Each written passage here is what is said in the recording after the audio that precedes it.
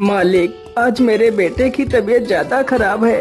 कृपा कर मुझे 200 रुपए दे दीजिए। मैं आपके यहाँ पर काम करके आपके सारे पैसे चुका दूंगा। अरे नहीं हरीराम, मैं तुम्हें पहले पैसे नहीं दे सकता। यदि पहले पैसे चाहिए तो तुम्हें मेरे पास कुछ गिरवी रखना पड़ेगा।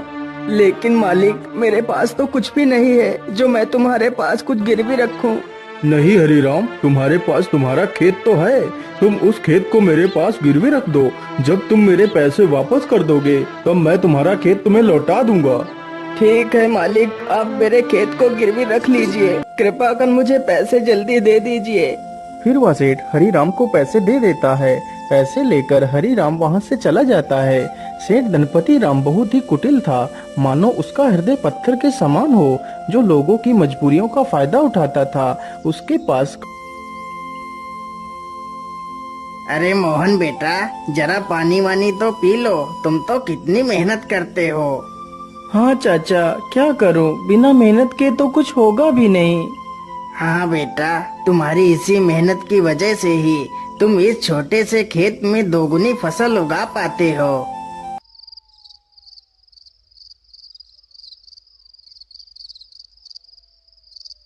मोहन अपने बूढ़े माता पिता के साथ ही रहता था।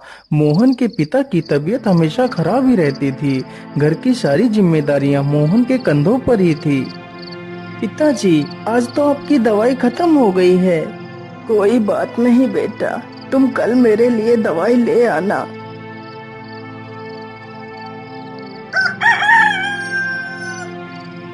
मोहन सुबह उठकर अपने पिता के लिए दवाइयां ले आता है। माँ, मैं पिताजी के लिए दवाई ले आया हूँ। आप पिताजी को दवाइयाँ समय से खिला देना। हाँ हाँ बेटा, मैं तुम्हारे पिता को दवाइयाँ खिला दूंगी। माँ, आज तो मौसम कितना अच्छा है। मैं आज ही खेत में बीज बो देता हूँ। ठीक है बेटा, जैसा तुम्हें अच्छा लगे वैसा ही करो। मोहन तुरंत ही अपने बैलों को लेकर खेत की तरफ निकल पड़ता है।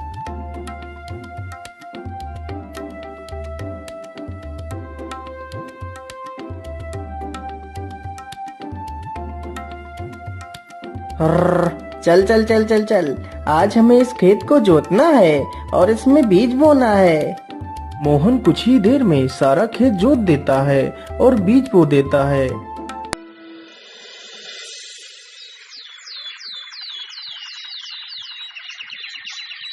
कुछ ही दिनों में खेत में बहुत अच्छी फसल तैयार होती है। अरे मोहन भाई, हर बार की तरह इस बार भी आपके खेत में कितनी अच्छी फसल तैयार हुई है। हाँ मदन भैया, यह सब ऊपर वाले का ही आशीर्वाद है, जो हर बार मेरे खेत में इतनी अच्छी फसल होती है। वे दोनों आपस में बात कर ही रहे थे कि तभी काले बादल छा जाते हैं।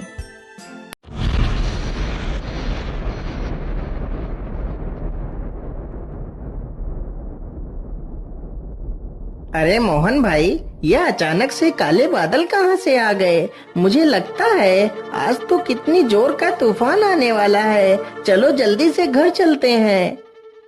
अरे मदन भाई, ठीक ठीक बोलो। यदि तूफान आ गया तो हमारी सारी फसलें बर्बाद हो जाएंगी। वे दोनों इतनी बात कर ही रहे थे कि तभी जोर जोर से हवाएं चलने लगती हैं और हवाओं के साथ जोर की बारिश आ जाती है। अरे ये क्या हो गया? ये तो बहुत जोर की बारिश आ गई। अरे मोहन भाई, यहाँ से जल्दी चलो, नहीं तो हम लोग भीग जाएंगे। दोनों जल्दी से एक बड़े से पेड़ के नीचे जाकर खड़े हो जाते हैं। मदन भाई, यदि ऐसे ही बारिश होती रही तो हमारी सारी फसलें बर्बाद हो जाएंगी। कुछ ही देर में बारिश के साथ साथ ओले भी गिरने लगते हैं। देखते ही देखते कुछ देर में ही सारी फसलें बर्बाद हो जाती हैं। हाय हाय, ये क्या हो गया? हे ऊपर वाले, ये तूने क्या कर दिया? अब तो सारी फसलें बर्बाद हो चुकी हैं। अब मैं क्या खाऊंगा और अपने बूढ़े माता पिता को क्या खिलाऊंगा?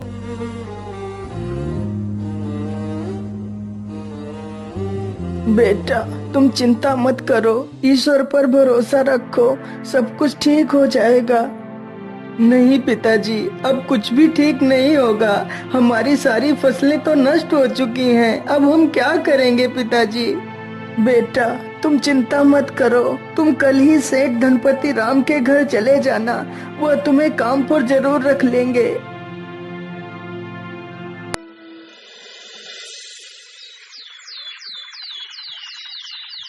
अगले ही दिन मोहन सेठ धनपति राम के पास जाता है।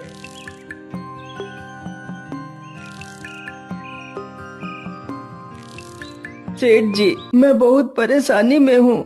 कृपा कर मुझे किसी काम पर रख लीजिए। मोहन सेठ को अपनी सारी कहानी सुनाता है। सेठ जानता था कि मोहन बहुत मेहनती इंसान है। वह कम खेत में ही दोगुनी फसल उगा लेता है। यदि वह मोहन को काम पर रख लेगा तो उसे दोगुना फायदा होगा, लेकिन सेठ उसकी मजबूरी का फायदा उठाना चाहता था। हाँ हाँ मोहन, मैं तुम्हें काम पर तो रख लेता, लेकिन मेरे पास अभी तुम्हारे लिए कोई काम नहीं है। तुम अभी अपने घर वापस लौट जाओ। जब मेरे पास काम होगा तो मैं तुम्हें बुला लूंगा। नहीं नहीं सेठ जी, आप तो मेरी मजबूरी जानते हैं। यदि मुझे काम नहीं मिला तो मेरे माता पिता भूखों मर जाएंगे। मुझ पर तरस खाइए सेठ जी, मुझे काम पर रख लीजिए। अरे वाह वाह, जैसा मैंने सोचा था बिल्कुल वैसा ही हो रहा है। यही अच्छा मौका है इससे कम पैसे में ज्यादा काम करवाने का।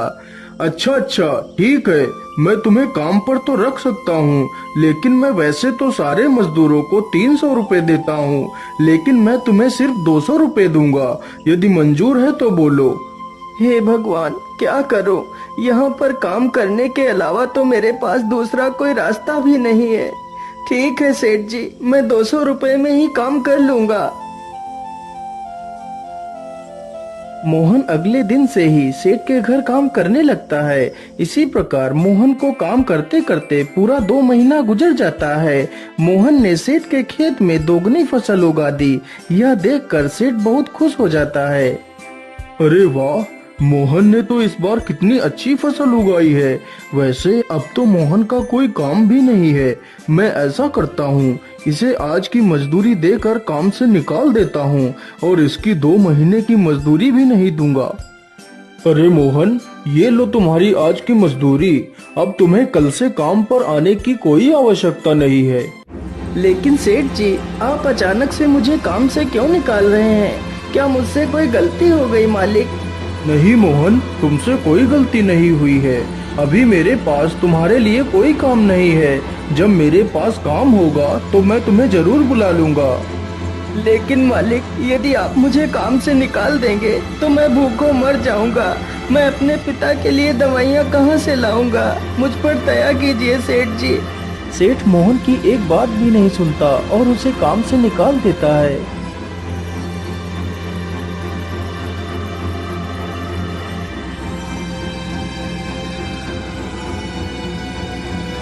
अरे बेटा, आज तुम खाली हाथ ही आए हो।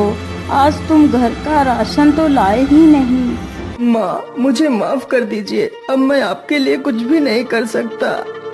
लेकिन बेटा, आखिर क्या बात है? तुम इतना परेशान क्यों हो? फिर मोहन सारी कहानी अपनी माता को सुनाता है। अब आप ही बताइए माँ, मैं क्या करूँ? कहाँ काम करूँ? किसके सामने हाथ फैलाऊं? बेटा, तुम परेशान मत हो। हम लोग आज पानी पीकर ही सो जाएंगे। वैसे भी मुझे तो भूख नहीं लगी है। और बेटा, तुम हार मत मानो। तुम कल फिर से सेठ के पास जाना। हो सकता है सेठ तुम्हें काम पर रख ले।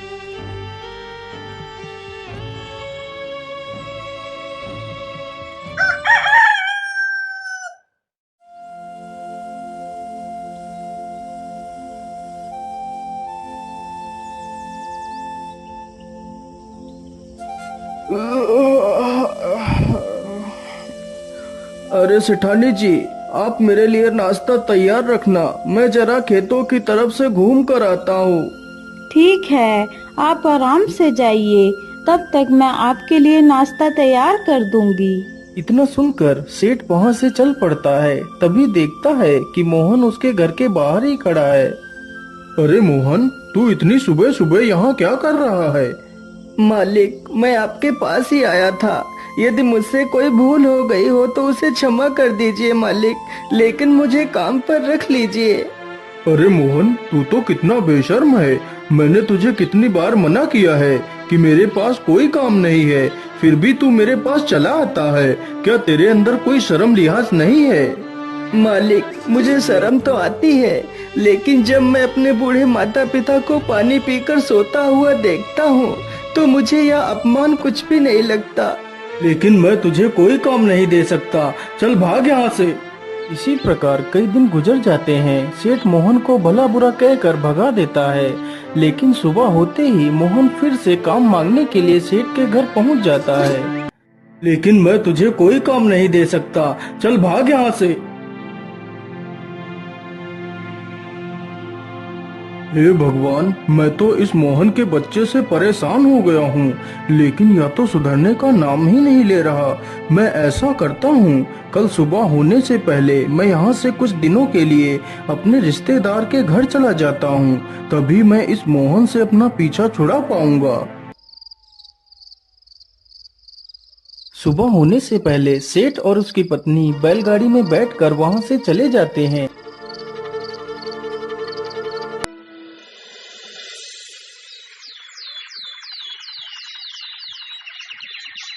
उधर मोहन रोज की तरह फिर से सेठ के घर आता है तो देखता है, अरे ये क्या, आज तो सेठ के घर ताला लगा हुआ है। इसका मतलब सेठ जी कहीं बाहर गए हैं। मैं ऐसा करता हूँ, यहीं पेड़ के नीचे बैठकर सेठ जी का इंतजार करता हूँ। इतना सोचकर मोहन पेड़ के नीचे बैठ जाता है और सो जाता है। तभी कुछ चोर सेठ के घर के पास आते हैं।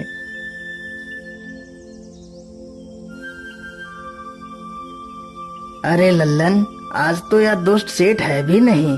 आज अच्छा मौका है, चलो आज इस सेठ की सारी तिजोरी खाली कर देते हैं।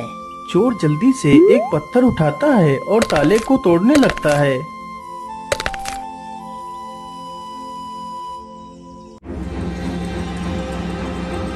अरे ये शोर कैसा, ये कौन है? मुझे लगता है ये तो कोई चोर है। अरे रुक जाओ, तुम लोग ये क्या कर रहे हो? तुम सेठ के घर का ताला क्यों तोड़ रहे हो? अरे बेवकूफ, तुझे दिखाई नहीं देता? हम लोग चोर हैं और यह ताला हम लोग चोरी करने के लिए ही तोड़ रहे हैं। चल भाग जा यहाँ से। अरे नहीं नहीं, मेरे रहते हुए मैं तुम लोगों को चोरी नहीं करने दूंगा। अच्छा, तो तू हमें चोरी करने से रोकेगा? रुक, हम तुझे अभी मजा चखाते हैं। इतना कहकर सारे चोर बेचारे मोहन पर टूट पड़ते हैं। चोर चोर, कोई मुझे बचाओ, नहीं तो मुझे यह चोर मार डालेंगे। मोहन की ये आवाज सुनकर गांव के कई लोग वहां पर आ जाते हैं। तभी वह सारे चोर वहां से भाग जाते हैं, लेकिन बेचारा मोहन काफी ज्यादा घायल हो जाता है।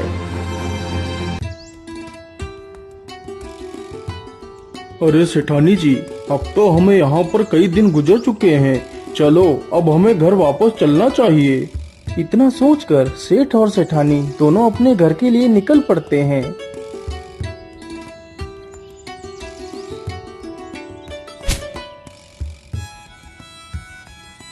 अरे वाह, जैसा मैंने सोचा था बिल्कुल वैसा ही हुआ।